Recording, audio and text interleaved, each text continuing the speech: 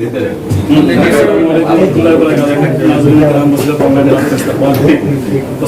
की टीवी बिहार इंतखाबी दौरे पर इसी सिलसिले में आज हम बिहार के सीनियर लीडर, आरजेडी के सीनियर लीडर, आरजेडी के बानी और बिहार सरकार के साबिक वजीर जनाब अब्दुल बारी सिद्दीकी साहब, जो कि इस वक्त केवटी विधानसभा से अपना इलेक्शन लड़ रहे हैं, तो आज हम उनके पास आए हैं और हम चाहेंगे कि उनसे केवटी विधानसभा से इलेक्शन के ताल्लुक से कुछ बात करें, बिहार असेंबली हल्के असेंबली इंतखाबात के ताल्लुक से बात करें। तो मैं सबसे पहले जनाब अब्दुल बारी साहब सिद्दीकी साहब का वालेकुम अस्सलाम रहमतुल्लाहि व बरकातहू। और जंग के मैदान में है और देख ही रहे हैं सब कुछ। सर, मेरा पहला सवाल यह है कि 2015 के इलेक्शन जब आप लोग लड़े थे, उस वक्त एक महागठबंधन था जिसमें एक बड़ी पार्टी जो इस वक्त सत्ता पार्टी वही थी, इस वक्त बिल्कुल अलग है, आप लोगों का गठबंधन अलग है और गठबंधन अलग है, तो आप कैसा महसूस कर रहे हैं, कैसा फील कर रहे हैं? देखिए, एक्चुअली क्या है कि पीपुल्स में, आवाम में जो है, नीतीश जी ने जो मैंडेट का वायलेशन किया तो इससे नाराजगी है और खास तौर पे अक़लियती फिरके को बहुत इसकी नाराजगी है। और जो लोग भी डेमोक्रेसी को और जमहूरी निज़ाम को समझते हैं, उनकी बेहद नाराजगी है कि हम लोगों ने वोट दिया बीजेपी के खिलाफ और नीतीश जी फिर चले गए बीजेपी के साथ। तो जो मतलब अक़लियत और जमहूरी निज़ाम में यकीन रखते हैं, तो वो लोग इसका बदला लेना चाहते हैं हमसे। क्योंकि आप अभी मुस्तकिल का क्षेत्र का दौरा कर रहे हैं, तो आपको ये अंदाज़ा लग रहा है कि वहाँ पर जन आक्रोश है नीतीश जी के खिलाफ? देखिए, ऐसा है कि उन्होंने, नीतीश जी ने ये कहा था 15 साल बनाम 15 साल, मगर उस 15 साल में जो 2 साल करीब हम लोगों के साथ थे, उसको भी उन्होंने जोड़ा है।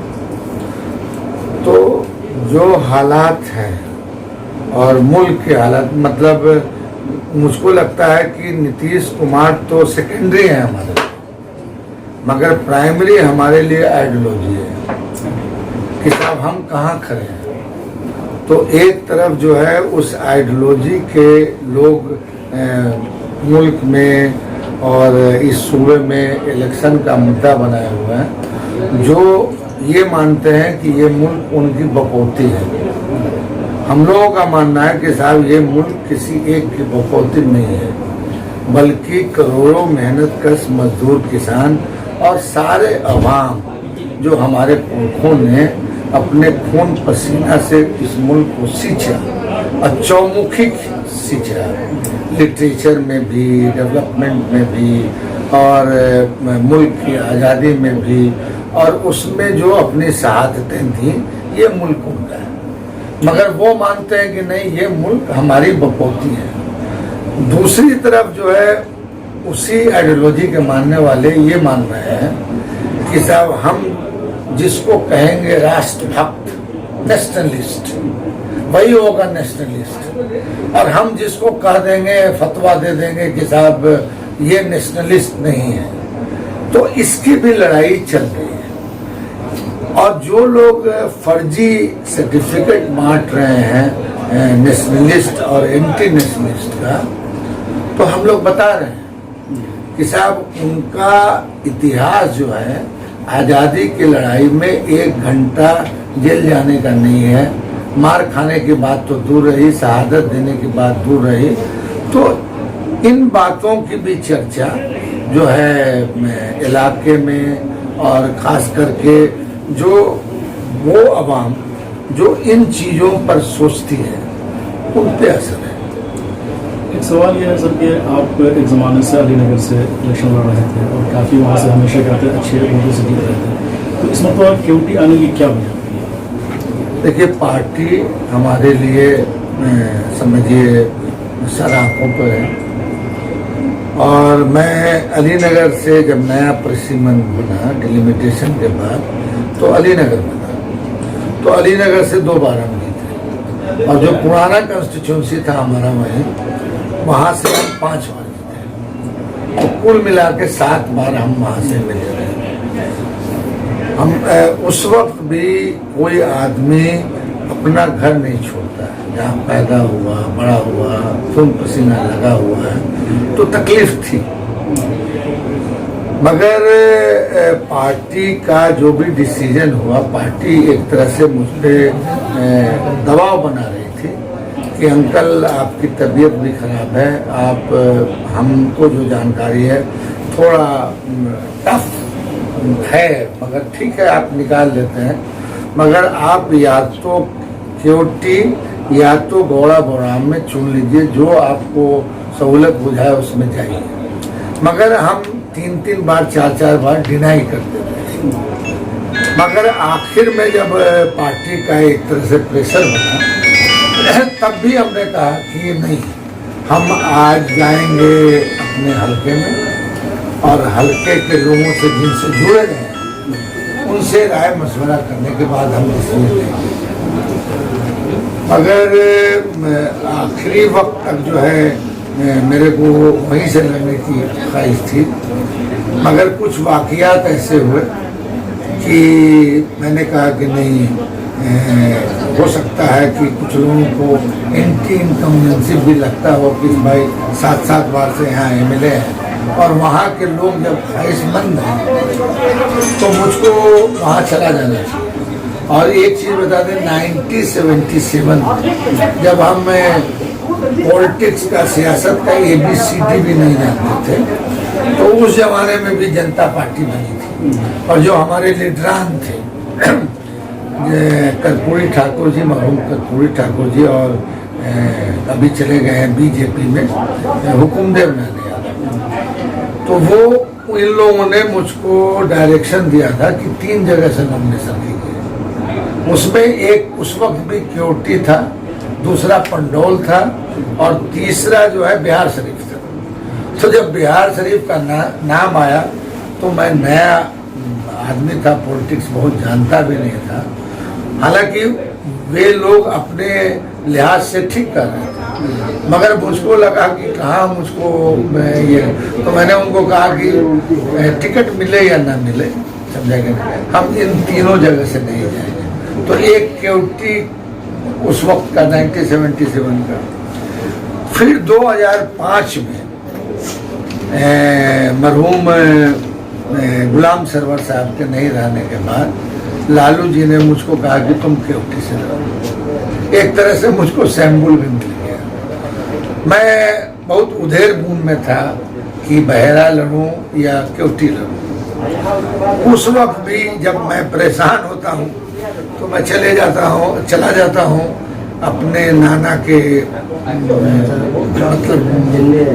मदार कहीं, वहाँ के आदिविलगंज पूजना मदरसा हमीदिया में, फिर वहाँ से आए तो ऐसी मजाकी में हम फाल निकलवाए। तो बेटी को हमने कहा कि तुम हाथ डालो, तो उसने डाल दिया बहेरा पे। तो मैंने डिसीजन उस वक्त पे कर लिया कि साहब नहीं, मुझको बहेरा ही लड़ना। और जब मैं आ रहा था बहेरा जाने के लिए, नॉमिनेशन करने के लिए, तो केवटी के लोग अदरवेल में रोड पे सो गए। फिर जब उनको बहेरा वाले लोगों को पता चला कि साहब केवटी के लोगों ने घेर लिया है, तो 20, 25, 30 गाड़ी से हुआ है। जारा का टाइम था तो मन्नान साहब के घर पे हम लोग गए और फिर अल्टीमेटली हमने कहा कि नहीं, हमको बहेरा से लड़ने दीजिए। और मैंने अपना सिंबल ये कहा कि प्रोफेसर मोहसिन साहब को उसने दिलवा दिया। तो इस बार जो है वो सारी बातें थी, तो उसमें पार्टी के डिसीजन के साथ में हो गया और क्योटी क्योटी आने की वजह से कुछ लोगों के जहन में ये है कि ऐसा लगता है कि शायद एक जो है मुस्लिम सीट कम हो गई। अगर क्या होता है बहेड़ा से आप हो जाए या किसी और को बहेड़ा से मुस्लिम हो जाए, तो क्या ऐसा आप महसूस करते हैं कि वो जो लोग नहीं जानकारी रखते हैं, पहले गौड़ा बोराम जो है वो मुस्लिम सीट नहीं था, और चूंकि एक जगह से हम लड़ते थे बहेरा या अलीनगर से, और दूसरी जगह से क्योटी मिलता था, 2 सीट मिलती थी। इस बार भी 2 सीट है, केओटी और गौराबड़ा। तो जो लोग ये मान रहे हैं कि सीट घट गया, वैसा नहीं। और अली नगर में मुझको मजबूरन जो सिचुएशन, पॉलिटिकल सिचुएशन था, उस सिचुएशन में मुझको डिसीजन लेना पड़ा कि मेरे नहीं रहने के बाद कौन सा कैंडिडेट और कौन से कास्ट का कॉम्बिनेशन हम बनाएं जिससे अली नगर सीट अपने हाथ में आ जाए। तो वहाँ हमने विनोद मिश्रा को टिकट दिलवाया। जैसे आप केवटी आए हैं, केवटी भी मेरा जाना हुआ तो बहुत सारे हुआ, तो लोग इस तरह आपको जो है एक तरह से गुलाम सरवर के जंक्शन के तौर पर देख रहे हैं। उनका ये कहना है कि अभी तक केवटी का विकास नहीं हुआ। तो केवटी के लिए आपके सामने क्या रोल है? उन लोगों को तो भी बहुत ज़्यादा है हमसे, और बहुत सारा जो है डेवलपमेंटल वर्क हुए हैं, नहीं हुए हैं, वो दौरा में पता भी चला है। तो इलेक्शन के टाइम में मैं किसी तरह का वादा नहीं करता, ये हमारी फितरत है शुरू से। मैंने कहा कि मैं कोई वादा नहीं करूँगा, मगर इतना जरूर कहूँगा आपको कि बहेरा और अली नगर, बहेरा में बहेरा है, बेनीपुर है, अली नगर है, घनश्यामपुर है, तारडी है, वहाँ जाके देखो। अगर तुमको लगे कि साहब हमारा डेवलपमेंट के लिए क्या नज़रिया है, तो फिर आप समझना कि हम काम करने वाले लोग हैं।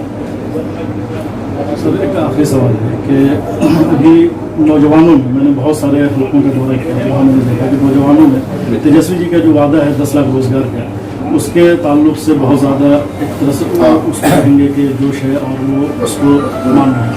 तो क्या आपकी कैबिनेट जो है वो पहले अपने कैबिनेट में ही इसका फैसला लेके आपकी हुकूमत बनती है कि 10 लाख रोजगार देंगे, जबकि एनडीए ने जो 19 लाख का वादा किया है, लेकिन अब तक तो कुछ ऐसा नजर नहीं आ रहा। तो क्या आप उम्मीद है कि 10 लाख रोजगार दे सकेंगे?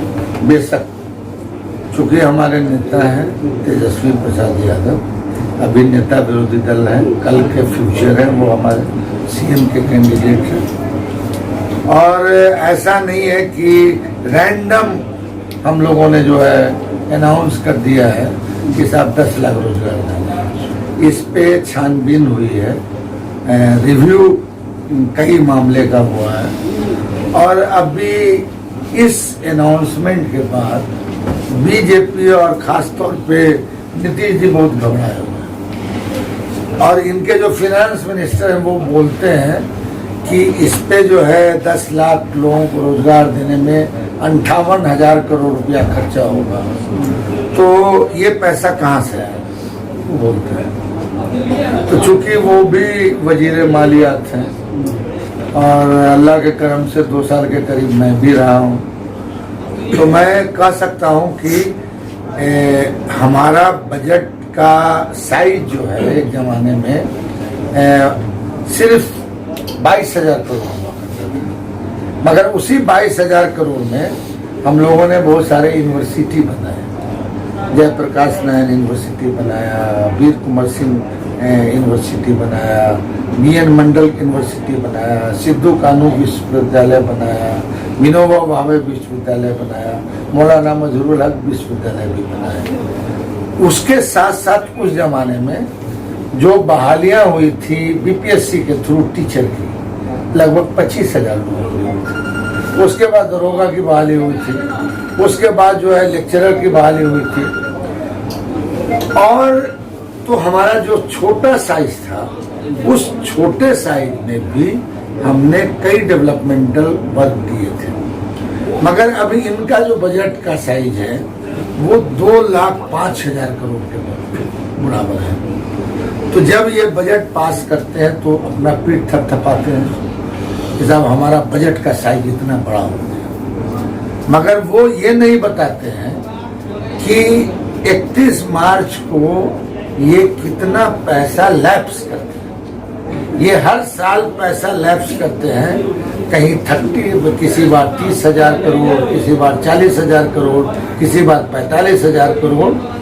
तो जो पैसा ये लैप्स कर रहे हैं और बेरोजगारी को दूर करना जो इनकी प्रायोरिटी नहीं है, इसी के वजह से पैसा लैप्स करते हैं। तो हमारे वक्त में पैसा लैप्स नहीं होगा और हमारी प्रायोरिटी में जब ये रहेगा तो हम कहीं से पैसा, इसी बजट से पैसा लाएंगे और देंगे और उनको रोजगार। सर बहुत बहुत शुक्रिया आपका, आपको अपना कीमती वक्त दिया। शुक्रिया आपको भी कि आप आए, मेरी राय जानी और आवाम तक पहुंचाएंगे, इसके लिए आपको बहुत बहुत मुबारक। नाज़रीन किराम, बस ऑनलाइन के साथ जुड़े रहें इंशाअल्लाह।